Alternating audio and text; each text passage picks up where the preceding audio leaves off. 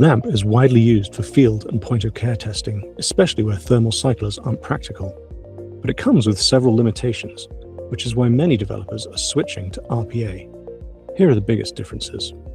First, primer design. LAMP requires 4 to 6 primers per target, which gets complicated quickly. RPA uses only 2, making assay design far simpler. Next, temperature. LAMP typically incubates above 60 degrees C, while RPA runs around 40, and in some cases even as low as room temperature. RPA is also considerably faster. LAMP usually takes 30 to 60 minutes, but RPA can deliver results in under 10 minutes, regardless of template amount. RPA's inhibitor tolerance is another major advantage. As you can see, reactions tolerate a range of unpurified sample types. Skipping extraction not only saves time, but also reduces reagents, operator steps, and contamination risk.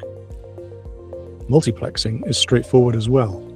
Small panels, for example related pathogens or internal controls, amplify cleanly in the same reaction.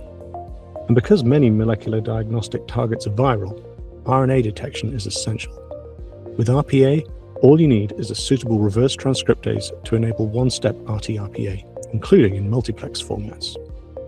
If you'd like to see more RPA data or to try it yourself, visit the Watchmaker Genomics website or check out our other videos in this series.